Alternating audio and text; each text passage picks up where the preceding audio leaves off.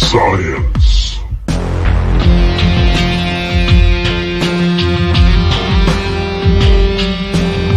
Paranormal.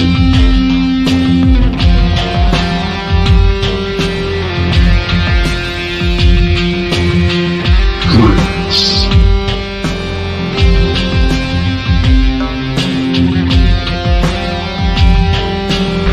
Three tortured souls. Entertain, educate, recreate, and intoxicate.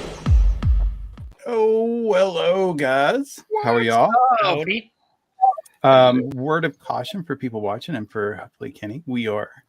I am having a nice little storm going on. So if I blip out, I hope to return quickly. But that is the reason that I will blip out. But I think we'll be fine. Yeah, I noticed. I want people to notice we have a special guest. Mr. JD is in here to talk with us a little bit about his perspective on this tonight's topic, which is norms. I'm going to read the title of it: Norms for Proceeding and the Discernment of Alleged Supernatural Phenomena.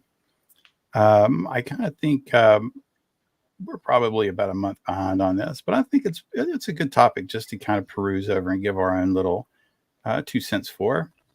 But I would like for JD, if you would, introduce yourself for people that haven't seen you. I know you have a podcast and some publications, so go ahead and talk a little bit about that. Well, I'm JD Sword, host of the Devil in the Details podcast, and I write for Skeptical Inquirer, like my good friend Kenny Biddle. Yes, you. We actually just had an article come out in the print magazine that we co-wrote. I think we have another one coming out. Is it in the next one? You know what? Shit, I don't know. I just got it. I have to look. I usually grab it and I take it home intending to read it at lunchtime, but my lunchtime was busy playing Fallout 4. Yeah. Oh, working hard. Yeah, working hard. Yeah, I write articles and do podcast episodes on witchcraft, satanic ritual abuse, exorcisms. The latter of which, kind of puts me in the orbit for being interested in anything the Vatican has to say about alleged supernatural phenomena. Yeah. I think maybe we could say it's kind of a balanced opinion for the show. But other than that, I will give my thoughts, but I'll let you guys take over. So I'll go with Dave. Like, what's your thoughts? Just your basic thoughts on tonight's topic. I read through it, and I think my take on it was it's like an updated SOP, standard operating procedure. We'll talk about it, but they looked at it, and I don't know it was a ridiculous small number of cases that they solved over 74 years, 6 cases over 74 years. So that tells me you got a little bit of a backlog and a bit of a problem. Mm-hmm. The other thing that made it interesting to me is they're acknowledging that certain things happen and can spread outside of a certain geography or diocese, and it involves other people, and then it can have a global impact when it hits the news. Yes. So I think it just looks like a way to me to handle things a little differently, a little more efficiently, and a little faster. I thought it was interesting that they said there would be no declaration or decision on something being supernatural. Only the way I read it, and only really the Holy Father, the Pope, could make that determination, which is interesting because everything that's dealt with in the church could be considered supernatural, except when it comes to a supernatural event outside the church. I was born and raised Catholic, so I look at it in the context of a lot of this is not surprising at all. The way it's phrased, the way it's written, the way it's worded. But I think there's some positive aspects to it. Outside experts could be called in. Yes. They do a committee. They're going to, leave it up to the the bishop to make the decision. They're also going to make it more public that the dicastery is going to be involved, and they get the agreement from the dicastery. And there's a lot of procedural changes. So is it earth shattering? No. Will it maybe create some more efficiencies? Possibly. And I'm hoping that it'll be able to involve more outside experts to weigh in. But anyway, it didn't surprise me too much. I saw it pop up in the feed. I thought it was interesting, and it came somewhat soon after we did the show on stigmatics. Yeah. So I thought, this is timely. I read it, and I thought, should be a good topic, and Tim needed a topic, so here we are. Anyway, It was interesting. Yep. It'll be a fun discussion. I was joking with Kenny and Tim, and I'll say it when JD's here now. I'm like, well, JD, let's see, skeptic, Satanist. This should be interesting. Talking about the Catholic Church.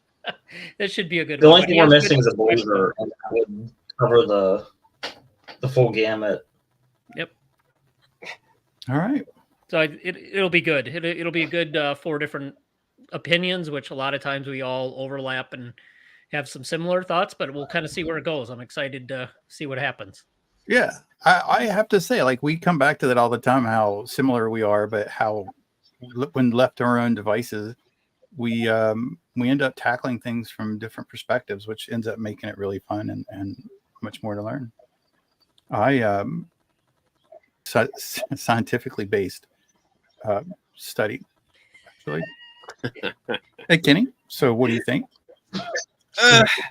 This was an interesting read. I mean, I went from, and we talked between us, like the old norms. That's the old norms, like 2 pages. That's the old ones, and then this single page, but like, it keeps going and going and going, like a whole bunch. And there's a whole, like, I think in our conversation, we talked about it. Like, there's a lot of introduction in the beginning, and I definitely had a problem from the first line. Like, the first line was a red flag to me because it set the stage for everything to come.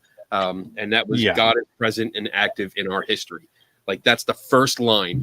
And I was like, all right, I get it. I understand where it's coming from and the people involved. And just like you, Dave, I was born and raised Catholic. So I get where they're coming from. That's their language. That's how they present pretty much everything. Reading through it, though, I saw a lot of there was some positive things. Like, I did like the fact that they said they were going to look for outside experts. But there's a caveat with that, because they do.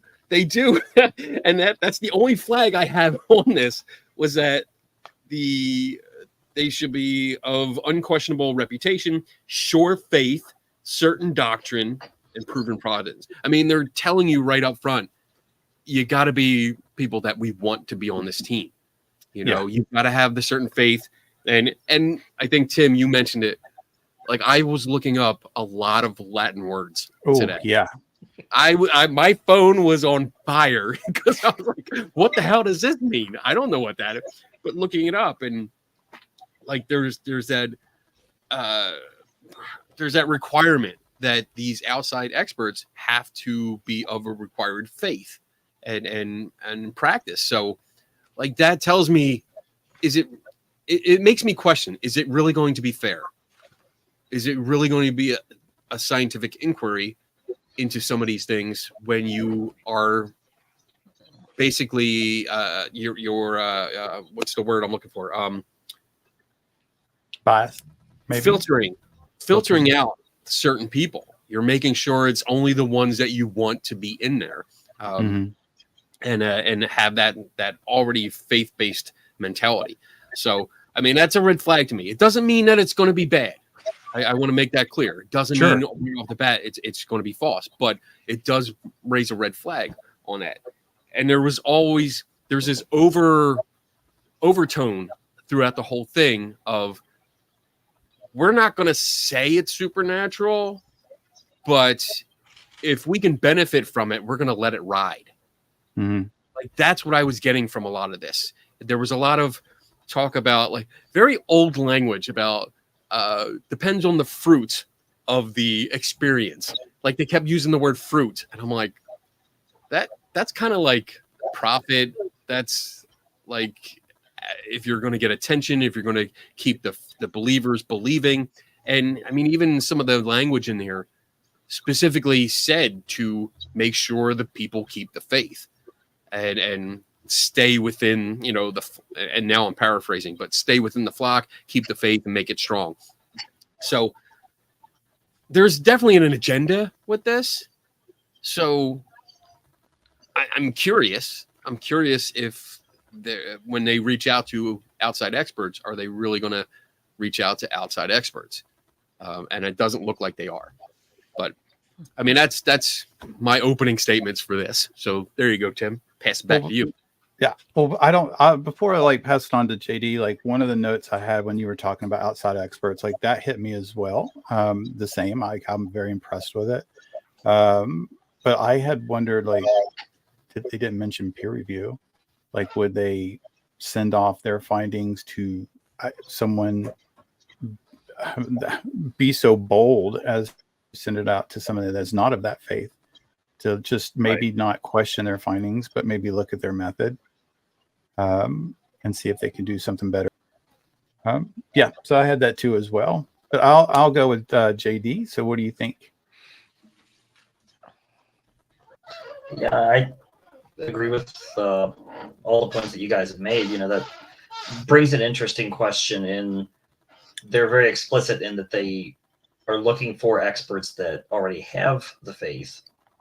So, you know, presumably that excludes atheists or agnostic, you know, scientists or anyone that has any kind of technical expertise. And presumably, I guess, would also exclude anyone of another religious faith, regardless of, you know, what their kind of background or acumen would be. You know, like Kenny, I was certainly bothered by some of the language in that they're not clearly looking to confirm miracles for the sake of, or what I want to say is there seems to be an effort to kind of recognize places or dioceses that maybe are looking to capitalize on miracles. And they're not necessarily saying that in itself is bad, so much as in the event that it's proven, or in the event that there's reason to doubt it, that it could lead to loss of faith for people, or, you know, some kind of spiritual confusion. So on the one hand, I think there's a certain, you know, they're trying to walk a fine line, a certain fine line with, we don't want to necessarily say no if we don't have to, because we recognize that having these kind of sites as pilgrimage places, you know, that's good for business, both lucratively and spiritually. But at the same time, I think there's also this kind of cover your own ass aspect built in, where they don't necessarily want to kind of give sketchy people a platform or draw a lot of attention to something which might prove to be like an obvious hoax, if it's going to kind of bring negative attention on the church, or, you know, maybe drive people away because of a lack of confidence. And to kind of go back to the question of who are the experts that they're going to have, you know, I kind of intuitively assumed they would be looking for like scientific experts. And I think that they even specifically used the phrase scientific at one point. Yeah. But it occurs to me that, you know, they might not necessarily be treating these as scientific questions or phenomena that necessarily warrant a scientific investigation in every case. So, you know, they might have experts that they consider to be credible, but, you know, I don't think that they're going to be submitting any kind of evidence that's collected to what most scientists would consider to be a scientific process of investigation. They're not going to have experiments set up. There's not going to be control variables. They're I would think not going to have it be peer reviewed. So it's curious to contemplate what exactly their investigative techniques are going to be, and what they're going to consider as far as like methodology goes, because they talk a lot about the criteria for like not accepting something, but it seems like they're very, very hesitant to commit to saying something is confirmed to be supernatural. Yeah. Only the Pope can do it. I got Yeah, that. I like how they use the word discernment a lot, about how they're going to use discernment to determine, and not exactly. At least it was a 2-day read for me. There was a lot of there was a lot of highlighting. There was a lot of definition searching. Yes. I learned a lot of Latin, and like I said, I think if after 2 days of searching so much Latin, like I think I could survive in a place that only spoke Latin if you drop me in it right now, except for maybe the bathroom. There was a lot. Yeah, so discernment was interesting to me. However, like I guess I'll give like my take on it. Like when I first saw it come out, I have to say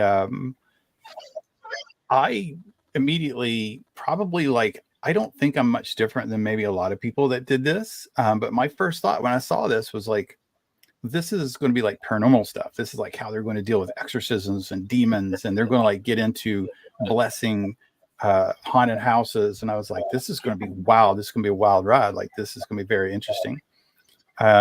Alas, it is very businesslike. Like Dave said, it's like when you first start a job and they hand you like this big book and they're like, here's your standard operating procedures. You have 1 day to read this, sign it, and say that you read them all and understand it and turn it back in. That's the type of reading it was. And if you've been in that position, you understand how dry that is. It was still very interesting, but the thing I started noticing right away was they did not mention paranormal. It was supernatural. And it was always related to anything that could be supernatural would have come from God. So their discernment is not if it's, well, my understanding, and I could be wrong, their discernment wasn't about it's something, a demon or a ghost. It's more or less was what happened or alleged to have happened a message or affected by or started by God. And that's what they're going to look at. So that might have been weeping statues or I guess visions of Mother Mary, things like that. So it wasn't horrible. It was still very good. I'm like Dave, I did like that they have at least things written down and it looks like it's step-by-step procedure. I didn't find the 2-page, like I was unaware that the previous guidelines was 2 pages. Like when you pulled out the 2 pages, I didn't find it. That's the first thing, because it mentions it and saying that it replaced it. And I was like, well, yeah, I want to have it side by side because I want to see what was improved, what was updated. And I mean, they did a lot. I mean, but honestly, I don't think there's too much. I mean, they expanded the possible conclusions to 6, I think. But yes, yeah, there's I didn't see.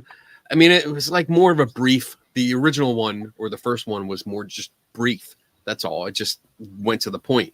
This new one had a lot of preface. It had a lot of introduction and to everything. And I mean, I guess one of the things that there's 2 things that bother me. One, that you have the first. I'm not even going to attempt the Latin. So yeah, come on. First one with the N. Nihil. What is that? Nihil obstat. So, like looking that up, and it's just basically it means contains nothing contrary to Catholic doctrines, faith, or morals, and like that is that's not saying it's supernatural, but saying, hey, this doesn't conflict with anything that we teach, so it's okay. And it's kind of like letting it ride. And then I guess my problem is when we get to the last one. Oh my God, declare ratio de non supernatural, whatever. The last one, where it's like they're basically saying we think it's fake. And their line is that this decision must be based on facts and evidence that are concrete and proven. And that kind of nudged me the wrong way, because like, why isn't that not applied to the first tier? Like, are we just going to apply science and facts when we think it's fake, but not apply it to when we think it might be supernatural? Like, for me, that just seemed lazy. It was like, all right, we don't know. We kind of think it does. It falls within our guidelines. We're okay with it, and we're going to let it ride because it'll make people believe and come to the church and this and that. I didn't like that. Just the overall tone. Because I also read like several times, like they're saying, hey, we're not going to force people to believe in something that we think is fake. Like if they think that someone is using it for personal gain, we're going to investigate it and we'll make sure that people don't follow it because it's fake. And I get that, but I would like to see them say, hey, we're going to apply the same methodology to things that we don't know. You know, I would like it. It doesn't seem fair to me. And I get it. Like the fake stuff, absolutely call it out. Like, I think we're all about that, you know, Yes. Call it out. Because I mean, now not only are you faking supernatural / paranormal shit, but now you're doing it with religious believers, and you're taking money from them, and they're gonna travel from all over the world to your spot because they think there's something holy or you know, divine about that spot, and they're going to spend more money. Are you going to profit off it? So I think that's, you know, I'm all for that, but I just didn't like the uneven attention that they gave to the phenomena. Well, you know, early on when I was reading, like I do my notes, like I highlight it, I copy it, I put it on, and I like to do different colored highlights, and I put notes on the end of it.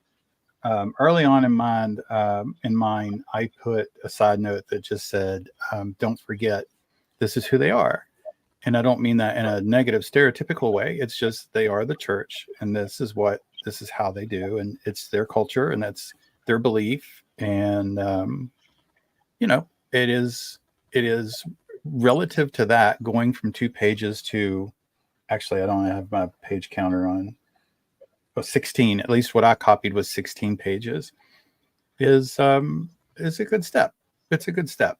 There's a lot of holes that I wish I could have been better, but it's a good step.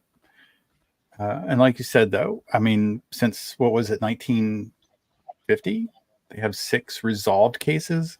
That doesn't mean it was founded to be supernatural, but it just might be 6 years. 6 cases out of all those years. It took them that long to say no. Something. That's really, it does. Going back to what you and I think Dave talked about, it does make you question: is there a motivation not to solve cases? Is there a motivation not to say, during our discernment while we talked about it, we didn't find anything here? Right, and also not knowing the staffing, how much staff is involved with this. Like, is this one person? Good point. Like, there's so many unknowns with this, and I don't want to shit on like what they're doing. I don't want to seem like that guy, because there is that, like, how many people are actually on this? How much time do they get? How much resources are they allowed in order to investigate these claims? They spell out who the team is. The investigatory commission will be 1 theologian, 1 canonist, 1 expert chosen based on the nature of the phenomena. They're going to appoint a delegate, either chosen among the members of the commission or external to it, and then 1 notary, and then 1. They're required to maintain they got to maintain secrecy, but I think that was it. I don't think they had any set number, but it was at least 1 of each of those. Right. So that's in the new ones going The new forward. one. Yeah. Like I was referring to the Oh, 6 okay. cases. Like that's what Oh. I'm concerned about. Like those 6 cases since 1950 or so. Like, was there only one guy? Right. I mean, I can imagine an old guy with like a knit hat with his robe in a cellar somewhere, and he's working on these cases and like a big pile. That guy, He still has the truth is out there poster on Right. the wall. Right. You know, like I feel bad if that's it. If it's Yes, only Probably one or two older. people. He has to like cover it up when he hears someone I coming mean, down you the would hall. imagine that they would have more people working on it now just because of how long. I mean, I think they said that the old guidelines were originally put out in 1978. Yeah, I You think know, so. we're talking like Yeah. decades and decades, and how, you know, I can't even begin to imagine how many potential claims there might be, either submitted or that are kind of on their radar. You know, I would like to think that they would be trying to have even more people kind of assigned this job now to deal with it. Like the backlog has to be untenable. You know, maybe that's part of the reason why they seem very hesitant to kind of make mention of confirming that something is a miracle, because in their mind, you know, they might never actually get to that point. You know, or if they do, it's probably going to be one case out of, I don't know, 1,000, or, you know, some outrageously rare kind of event like that. And I get that. Like I want to make sure that that's clear too. Like I think we all understand the normally like how big this is. Like there are so many. What was it? The Our Lady of Fatima, the spring. I think there's a spring there, and I was in conversation with somebody that was trying to get me to look into it, and I mean the conversation went bad because he was like, "Oh, look into this," and you realize that there's thousands of people that have claimed healing from bathing in the waters or drinking from the waters and stuff, and it's like there's no way I'm gonna look at all of them. There's no way. I mean, there's not even a fraction of that. When you're talking like 100 or so, that's still a buttload of work. Yeah. So again, like I wonder how many people were devoted to looking into these things, because that can be overwhelming, and you know, suddenly 6 cases in so many years seems, oh well, all right, they did all they could do. You know, they did the best they Actually, could pretty do. good track record. Right.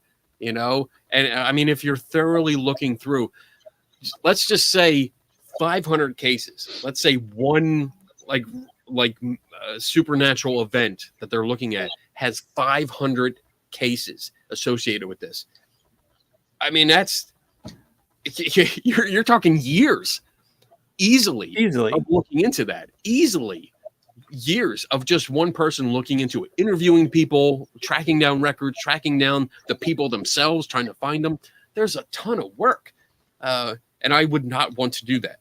I love doing this job, but that would be just an endless. That's something like you're going to pass on to the next person because it's not going to be solved before you die. It's not going to be easy. If somebody claims that they were healed miraculously, one, you got to interview them. You got to go through the whole initial process, and then you got to get permission. And then you got to get their medical records. Then you probably have to get somebody to explain their medical records. Then you need to get the doctors to do post testing to see what happened and get them to weigh in on it. Then you got to look at what's the rate of spontaneously reverting back to a healthy state. I mean, it's an enormous amount of time. Yeah, you got to get the doctor's records, and tracking the stuff down is going to be insane. Then you got to find doctors to review those medical records, and then you got to find a couple of them. They're not going to sit there and do it to make sure that that it's a consensus. Right. Like you have to hire a panel. Well, and you've already you know, you 300 bucks an also hour, have guys. the kind of disclaimer built in that the investigator has to be someone who is of the faith and believes. So, you know, if the doctor that actually treated the person is not Catholic or worse, an atheist, you know, is there going to be some kind of disclaimer with regards to their testimony that, you know, well, this is what they said happened, but we'd also like to note that, you know, so and so is, you know, not a believer. Yeah, getting back to that comment of of the faith, it's interesting the way they phrase that. Unquestionable reputation, sure, that's fine. Sure faith and a certain doctrine. Certain sure faith and a certain doctrine of what exactly? Yep. But on the other hand, in Well, even defense of among that, there's a lot of good quality scientists and doctors that are Catholic, if not and other religions. There's last time when I was looking at this, I looked it up. I Googled like how many scientists are Catholic, like 10%. But then, you get more that are Protestant and Lutheran and a whole bunch other ones. So you would hope that their faith wouldn't necessarily, I don't know, maybe it's a good thing because they look at it from both sides then. My take on the whole thing with getting the outside experts in was more of, is there a simple natural explanation, medical explanation, biological, scientific explanation that you can tell us and we'll just say, okay, yeah, no, not supernatural. Mm-hmm. So I looked it up, and I'll just give this is Google AI, by the way, just disclaimer. So looked up sure faith meaning, and it says in Christianity, sure faith or faith is defined as in Hebrews 11:1 as confidence in what we hope for and assurance about what we do not see. It's the result of believing in the gospel or the good news that Jesus died for our sins and made a way for people to be right with God and spend eternity in heaven. So if that's a requirement, like, again, it falls back on the problem. The problem is the bias, the inherent bias that comes with that. Like, you can't be impartial if you're making sure that the person has this like sure faith and certain doctrine, which is the teachings of the church. So if you're following the that, certain doctrine part is, what was that? The certain doctrine part's really curious because, and I only know this because it relates to an article that I just sent Barry for online publication with Skeptical Inquirer. Even among like Catholicism, there's not like one whole unified, this is what it is. You know, you have, especially since the kind of modernization attempts and changes that they had in 1962 with the Second Vatican Council, you know, you have a big cater of traditionalist Catholics that have varying opinions about how legitimate is the Pope, how legitimate is kind of anything that has come out of the Vatican II changes, you know, like having Mass be said in kind of vernacular languages like English instead of just the traditional Latin, you know. So I would be curious. I would like to know what exactly do they mean by right doctrine? Like exactly what are the points of doctrine that someone has to believe in order to, you know, be considered a credible witness. Well, I have to I want to reiterate with Dave and you know, having a strong faith and being a scientist, you know, isn't incompatible. I think you guys have met my friend, or at least at some point, Dr. Porterfield. Like, he is a medical doctor. He is a successful medical doctor. He's a pulmonologist. I don't know if that's right, but chest, lungs, heart. Does palm? I'm not going to do it. I can't do it. I can't do it. I'm already drinking. Holy Tim. Thank you. What Dave said. Yeah, and so but the other thing that we liked him for, and I think we've had him on our show, he does sleep studies, in particular when it comes to what's the night terrors? It's not night terrors, it's paranormal, but it's not sleep paralysis. Yes, but what's it called? No, there's a word for it. TBGBs. Yeah, it is. I just can't think of the paranormal word for it because I'm stuck on this. But he loves the paranormal. Like he loves it. Like he loves reading about it. He likes. Right. He is very interested in it. And even on one of the shows, like we had talked about, like he's doing sleep studies about people that wake up and see demons and angels fighting snakes in their house, people trying to kill them, and then even to the point where he talks about a link between alien abduction and narcolepsy, and he puts that together. But when we asked him, about his, what your love of the paranormal, he clearly states when it comes time for treatment, the rest of that goes away. Like it is absolutely 100% science-based medical treatment, and that's it. The rest of it is just fascination for him, and I think that people can do that. Yeah, but the other side of this is if you had somebody who's really skeptical or cynical or atheist, you could say they're biased as well. They're going to come in with the idea that none of this could be possible. That's true. So then you're going the other extreme. Yep, that's not wrong. It's neither. But that's why I don't know. To me, I may have left out.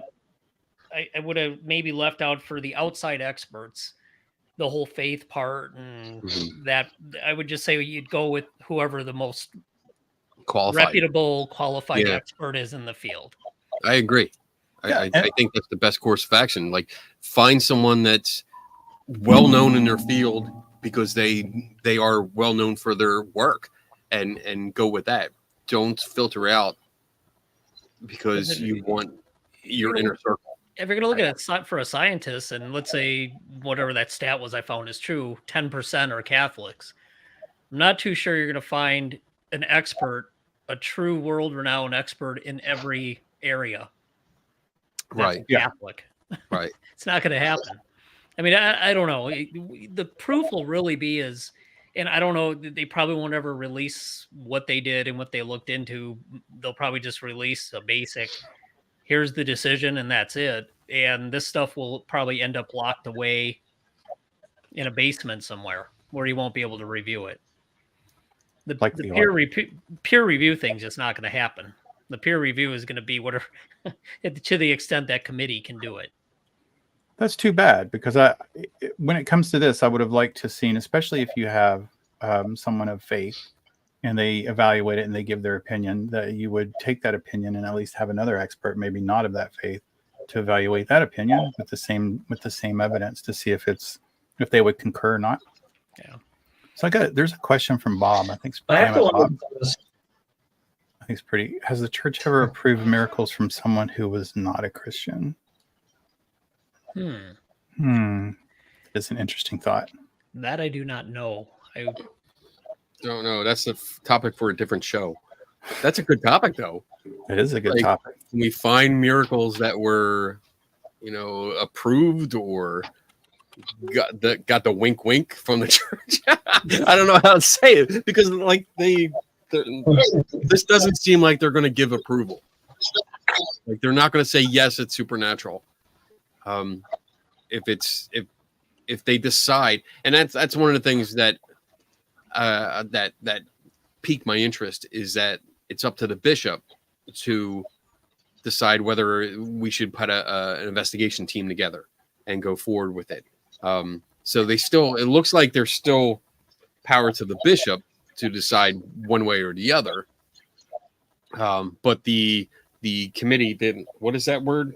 The dicastery. Dicastery. I'm glad you said it first, because I was not sure how to say that.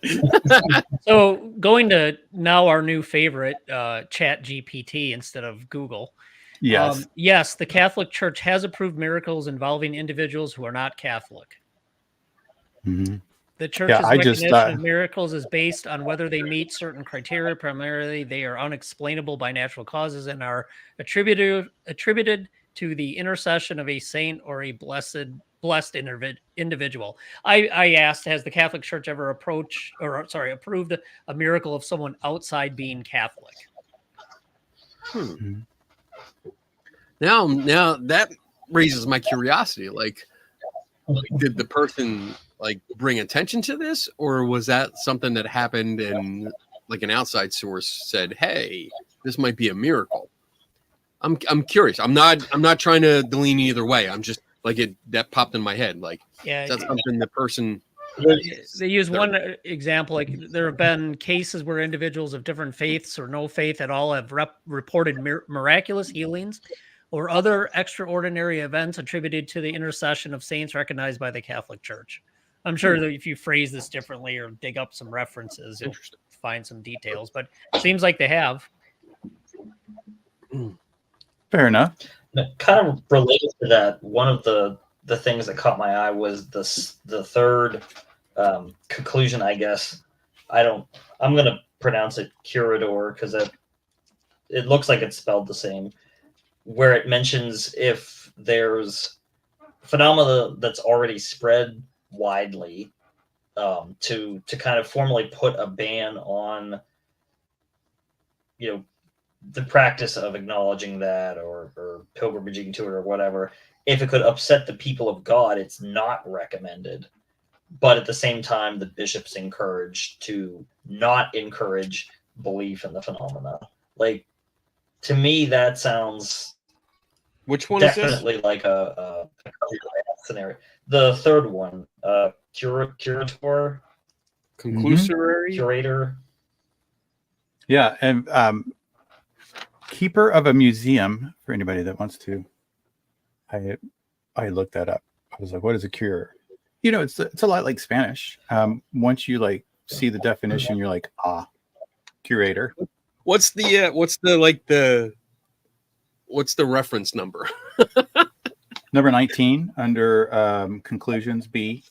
Oh, Art 19. Okay. Investigation. I didn't write that part down. So while various or significant critical elements are noted, at the same time, the phenomenon has already spread widely, and there are verifiable spiritual fruits connected to it. In this situation, a ban that could upset the people of God is not recommended. Nevertheless, the bishop is asked not to encourage this phenomenon, but to seek out alternative expressions of devotion and possibly reorient its spiritual and pastoral aspects. It's interesting reading this. Go ahead. I'm sorry. You sure? Yeah, go ahead. I was just going to say the concern that I have is, especially, with digital media and how fast things can share, with TikTok and everything, and there are specifically Catholic apologetic TikToks. They are out there. I have seen them. This definitely reads as if a situation kind of reaches a certain critical mass before we can look into it, it might be bad if we were to come out and say, nah, it's not, that's not the real deal. It's almost one of those where they don't want to necessarily endorse it, but it's kind of already gotten too big that they can't shoot it down. And I'm, there's I have something of a concern about how easy could that be, in an age where it's really easy to upload a video or, a TikTok video of alleged miracles and things like that. Whereas with like the Lady of Fatima, that kind of stuff was coming about like the 70s, 80s. There wasn't the kind of fast communication that we have. I mean, television was pretty fast, but it's nothing compared to today. Yeah, like social media and sites like TikTok. That's what I was going to comment on. I mean, same point. Like, once something happens, there's a loss of control. There's going to be a loss of control. There's nothing that I think the organization or the bishops or whatever can do about it, because they can encourage their followers to, hey, let's keep this on the wraps, but it's not going to happen. Once other people start getting into there, social media is just it's a phenomenon. You post one picture or video, and within hours, the entire planet knows what's going on in that area, and it's out of their hands. It's out of their control. I mean, they can still do their process and try to look into it, but it's already going to go out of their control. I don't think there's anything they can do about that. It's nice that they're trying to be expected. Say that again. Yeah, but that's kind of to be expected with, when you're dealing with a matter of faith. If someone genuinely believes that they or someone they know has experienced a miracle, especially if it's something like, I had terminal lumbago and it was cured because I took a bath in a stream or something. You kind of can't expect people to keep that on the down low. They're going to want to tell everyone they can, not only for the kind of moral concerns of, if you're someone who's suffering, this is something that could relieve that, but also if you're a true believer, you're going to kind of want to spread the word. Mm-hmm. Yeah. And I mean, there's only so much control that you can exert over your parish or your diocese. Someone is going to leak it. Someone is going to put it out there. Someone is going to take it and run with it. It's just going to happen. I mean, I don't want to sound like I'm like being the stereotypical skeptic and just poo-pooing on it. Yes. Like, I mean, there are some good things that I pointed out here, that I wrote in the margins. In the beginning, the second page that I have here, it says, finally, there is a possibility of believers being misled by an event that is attributed to a divine initiative, but is merely the product of someone's imagination, desire for novelty, tendency to fabricate falsehoods, or inclination towards lying. I mean, they're making it a point that, we're aware that people are out there doing this kind of thing. And it seems like they want to figure those people out. But I can't help but get the sense, and I could be totally wrong on this, but I can't help but get the sense that if they can benefit from it at all, they're going to let it ride. Sure. It's only in the cases where like an individual or a family is going to profit immensely off of this alleged miracle or supernatural event that they're going to step in and say, whoa, hold off here. We're going to investigate this now. But if it's something that is beneficial to the church in general terms, then it almost looks like they are going to let it ride and ride that wave until it pans out. So I can't help but feel that, and I'm trying not to. I keep looking at it. Like, I read this today, I read through it all, and I'm making notes. And then at one point I stopped and said, "Am I judging this in this way because of who I am, like what I believe or don't believe?" Mm-hmm. And I kept looking at at the readings or the paragraphs and going, it feels kind of wrong to me.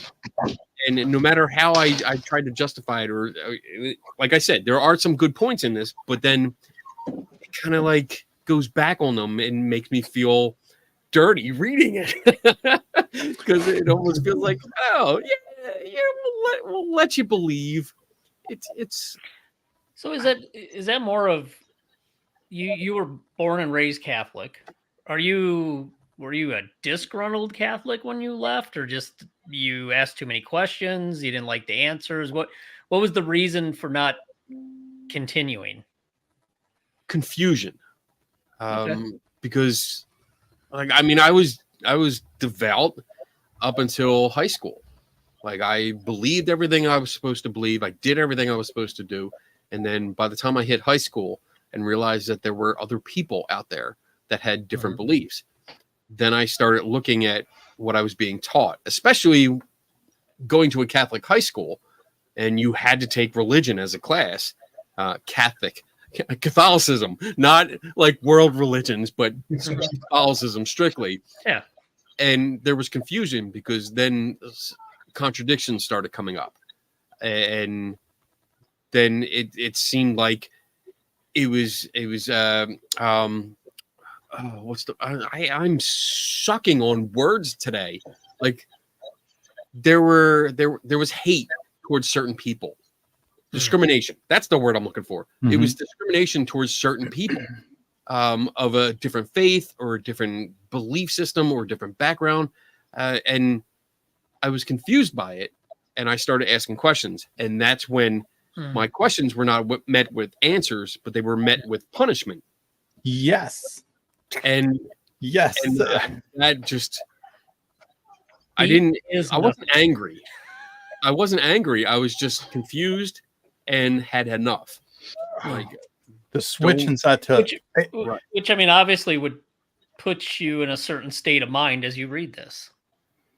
It does. So yeah, but also given the fact that I understand where I'm coming from. Yeah. Knowing your own biases is something we've talked about, and that's why I stopped after reading it the first time and going, all right, let me reevaluate how I'm looking at this. Am I judging this because I just don't like religion? Or, because if I didn't like religion, I think going through it, I wouldn't find any good points. I wouldn't make note of any good points. And there are quite a few good points that I wrote in the margin. Like, this is a good point. I agree with this. This is good. I'm glad they're doing this. But then later on, it came to, I'm glad they did this before, but why aren't they applying the same methodology now?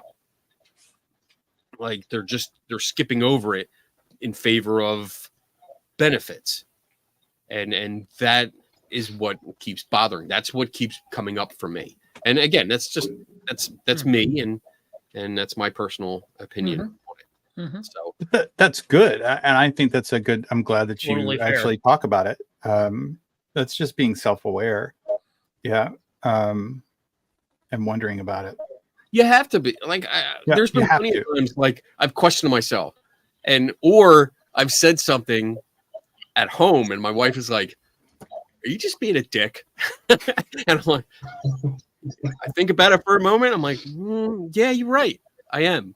So, I make it a practice now to stop and reflect on what I'm doing and why I'm doing it to make sure I'm just not being an asshole just because. I still might be. I don't know, but you guys know me. We know. We know. That's asshole. Apparently, like our fan mail, everybody knows that I voice my opinion too much. It gets to a point when Kenny shares some hate mail he gets, and I just respond, it's not the worst comment you got. That's It's not the worst you got. Dude, true. It's not even that bad. You talk too much. No shit. Yeah. I putting that punishment with question, I was very young and I didn't make it to high school. I don't even think I made it to junior high. I'm that old that we had junior high. It was probably right in the middle, right at the end of elementary school. A kid's question and, a kid's viewpoint and a kid's question. And I just remember, of course, I'm sure you know this, Kenny, you grew up Catholic too. Sometimes one of the people would come to your house and they would do home and they would come in and they had their collar. It wasn't one of the big ones, but it was one of the ones that are there. They're from another country or something. And they're learning the people and they came into the house and they were having coffee. And my grandmother was very Catholic. My mom, not so much. So it began to dilute through the generations, very into it. And I remember I was just like, we're sitting there talking about Satan and God. And I was like, I'm a kid and I'm like, so, hey, why doesn't God just kill Satan and everything's good? No more evil. And it was kind of like, well, we don't question God. And I'm like, but I'm questioning you and you're here to speak on God. And so the next thing I know, my ass got drug off and I was in trouble. And I began like thinking, I don't like that feeling of being punished for questioning. And that began my separation, not verbally with my family talking about that I'm not there, but any question that you would raise about any belief system. It was a stupid. I'm not gonna say it's a stupid question for my age. I was probably 8, 7, 8, 9. I think that's a very developmentally appropriate question for a child. And it was met with a very it's a fair question. developmentally appropriate question by an adult, or an answer by an adult. So, What was that, JD? You broke up a little bit there. I said it's a fair question for an adult. You know, I've not heard a more sophisticated answer than, you know, the usual. Oh, he works in mysterious ways. It's like, I mean, I guess, but like that's such a cop out answer. yeah. Well, You know, going at back that point, you might as well just be honest and say, I don't know. Just as there was one that I just highlighted, and I know I'm kind of a little bit late to this, so but just, you know, we've got about 4 minutes, but I'll follow up with what you guys were talking about. And they highlight it right pretty early into the paper, like page 5 of 16. And it just says most shrines that today are privileged places of popular piety for the people of God have never had an official declaration of supernatural nature of the events that had led to the devotion expressed there. So, you know, they're very understanding that there are a lot of places that are claimed to be, and people do appreciate them and worship them as such, or maybe not worship might be a tough word, but they certainly, amongst their culture, relative to their culture, wherever they are, they see that as a very important part of their religious practices and beliefs. But they know it. They know that these places have not had an authentic, have not been judged as so by the church. So this kind of goes back, I guess. But importantly, it doesn't matter to them. Yeah. Like the church, almost like the church is recognizing that they don't care if we've authenticated it or not. So, you know, in that sense, there might not be as much of an urgency to kind of adjudicate these cases and come out pronouncing them as authentic, you know, and they might be more concerned with kind of debunking the ones that are maybe more obviously people that are having a, you know, confused experience, or they're making more out of something than there really is, if not outright, you know, kind of faking it. Yeah, I mean, they go on in the same paragraph. You know, they talk about the activity of the Holy Spirit there, and with no major problems have arisen that required an intervention from the pastors of the church, basically saying, hey, there's nothing like really harmful. There's no major problems happening because of this belief. So we're just going to like let it lie. Yeah. Yeah, Bob had a good question, which is thank you for seeing that. Relevant to this. Has the Catholic Church ever reinvestigated a miracle and undeclared a miracle? Has there been replication within the church? I'd have to look. I don't know. However, this document does indicate they can make a decision and they could open it back up and revisit it later. Yep. So I think this addresses that possibility, at least, that they'd be willing to re-look at it if new information arises, or I don't know, maybe science progresses, or, you know, they have some other canons or laws within the church, policies within the church, they could reevaluate things. So this does allow for that. I don't know about the past, though. So off the top of my head, I remember with regards to the Annalise Michel case, when she died, somehow word kind of got around that it was recognized by the church as an official case of demonic possession. And I don't remember if it was just her family or kind of the community, the larger community, developed this belief that because of her experience, she was like a saint, or somehow or other, like, you know, specially touched. So they believed that as part of that, her body was not decomposing in the ground. And at some point they had to disinter her body to like move it, I think. And obviously the fact that her body did decay kind of poked holes through that. And I don't think the church, like the Catholic Church itself, ever officially said, yes, this was a genuine case of demonic possession. I think it was just like a handful of bishops. But I do know that later on they did come out and they kind of rescinded that and said, no, we don't think there was sufficient evidence that to say that this was a genuine case. So that's not quite the church itself backpedaling, but it is, I think, an example of the church kind of trying to damage control something that kind of lower men on the totem pole had judged to be genuine. Cool.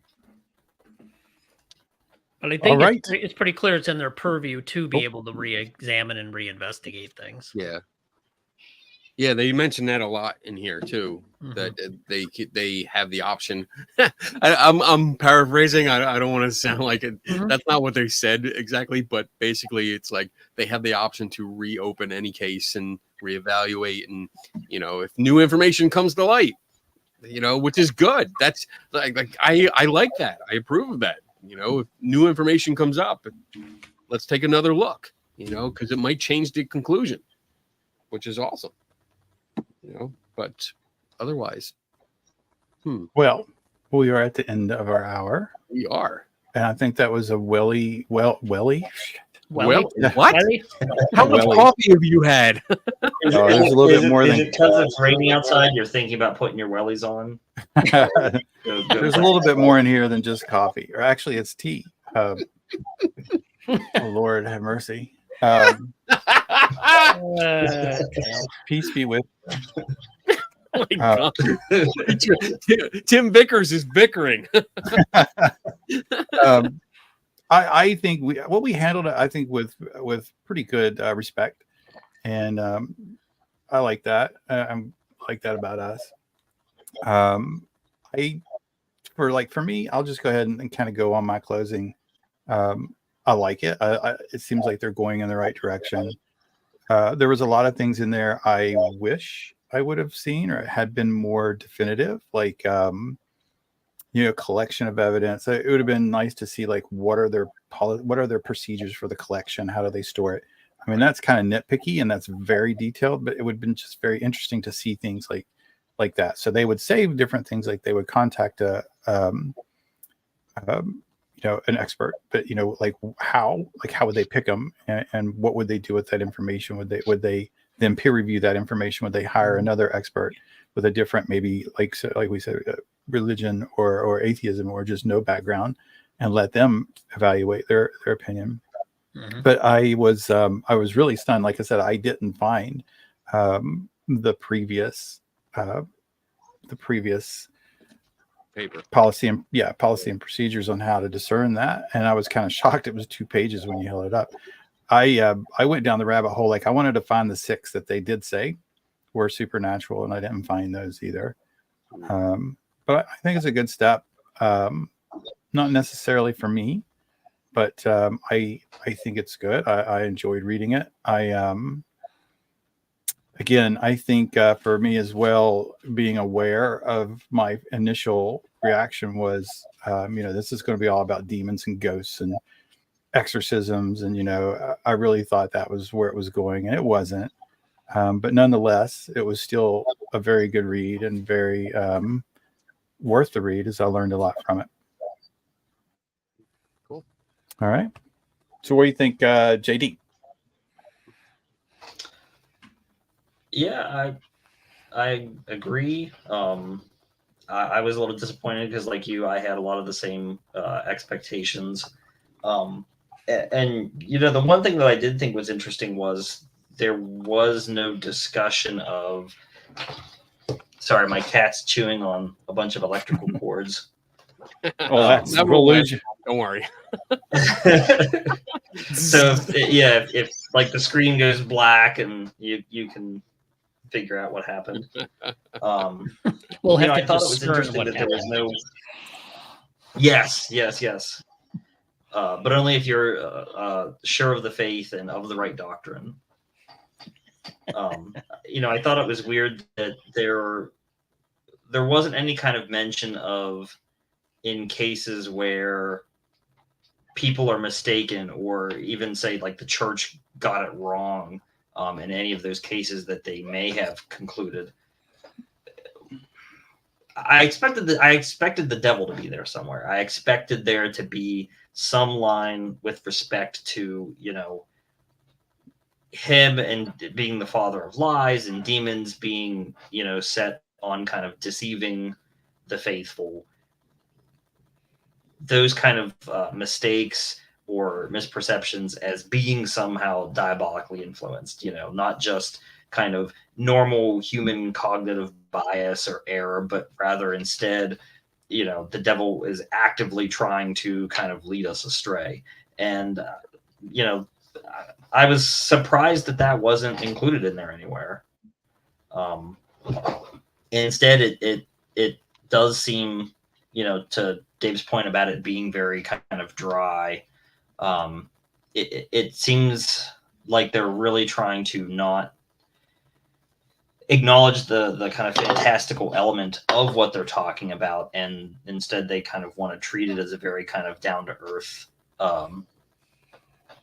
guidelines. And I like that, I appreciate that, but I have the same kind of concerns that you guys do, as far as what's their methodology, how kind of rigorous are they being in applying it, how seriously are they taking the element of requiring someone to have faith in order to kind of be treated as being a credible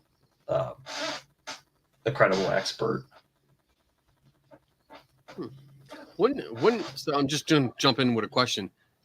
If the devil or Satan was involved, wouldn't that then make it supernatural? I think it would, but I don't know how they would. That's why he wasn't mentioned in here.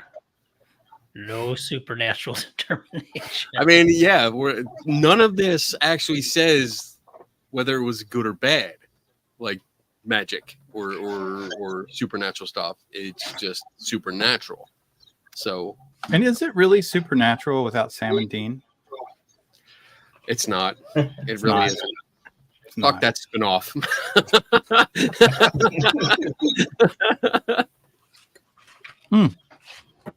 Damn it, Bob and I, great minds.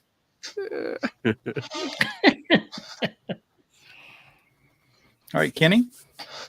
I mean, I pretty much made my opinion clear, I think, throughout the show. It's overall, it kind of reminded me of the UFO report, that the government released. It was like this big hype up, when it was released. It was like, holy shit, like they're doing something different. They're updating. Oh my gosh, and then you read it and it's like, it was interesting. I agree with you, Tim. Like, it was interesting read, because I'm going to attribute that because I haven't read the first one. Like, I didn't read the first one, so I wasn't aware that there were actual like proceedings in that were established. So I want to see it. It didn't give me everything. Like, it gave me an overview. It doesn't give me the little fine details of the investigation process, but it just gave you an overview. It's okay, it's something, but it wasn't spectacular. It didn't, like, I read it, I was like, all right, I'm thinking about it because of the show tonight, but otherwise, meh, like, no big deal. And with that, I will end with a quote from this, which is from you, Tim. You actually gave this to me. Oh, shit. We quote, "This is the divine gift that aids the church's pastors in fulfilling what St. Paul says. Test everything, hold fast what is good." 1 Theologians 5:21. I wish they would actually take that quote to heart, because it seems like they only did it half-assed. Like, if they think it's fake, then they're going to investigate and test it. If they don't think it's fake, they're not going to test it. So with that I'm done. I want you to put that on a t-shirt. That's why I'm thinking about it. Yeah. Okay, Dave, bring us home, buddy. So, summarize, which is basically the points I made to begin with. Listen, it's coming from the Catholic Church. Take it within that context. That's what it's going to be. So if you can get beyond that, which I fortunately quickly did, there's some good things in here. Again, is it perfect? No. Could it be made better? Absolutely. But it's going to be quicker, somewhat clearer, at least guidance for the people who need to follow this, because here's what you should do. Here's the 6 things you can determine. Here's the process. Here's the approvals needed. And here's what you do. Dude, that is standard operating procedures, isn't it? Yeah. I mean, I might have to hire these guys to write some SOPs for my work. But I like the idea of the experts. We don't know how that's going to pan out yet. You don't know who they're going to pick yet. I don't know if we'll ever really know. But the idea that they're willing to recognize that is good. They're also willing to recognize that people are going to do things that are dishonest and try to cheat and lie and make money off of people. And they even talk about certain psychological aspects that can be mistaken for supernatural, for the supernatural. They also talk about, fallacy of memory and how people don't remember things. And there's a lot of good points in here. The fact that they would say they won't go as far as saying it's supernatural, maybe not a bad thing, because we've talked about it many times before. Can you truly ever say, let's go back to the basics, a ghost? Can you really ever say that it was a ghost, or it proves life after death? No, I think we've argued that right now. You can't. The best you can say is it's unexplained. And I think that's probably pretty similar to what they're getting at here. So I guess if we put it in that light and context of what we've talked about before, not so bad. That's a good way to look at it. That's it. I agree. Yeah. Cool. All right. Take us home. All right. Well, I will be saying, as I'm looking for the closure video so I don't mess it up, it's the one marked closing. All right. All right. Well, I don't know who's up next for next month. I know it's not me. But I was hoping, I was going to try to squeeze in doing the haunted object things over. I got most of the reports back, if not all the reports back. I'm really kind of interested in which object was the alleged haunted object. I think I know, but I'm not really sure. But if you want to, I think you know. I think I do. I think I do. We discussed it, so I think we discussed it many years ago. Yeah, years. So I just couldn't on the right track. Yeah, I don't know if I think it was that one because I was holding it when I was like, didn't we talk about this? Anyway. Yep.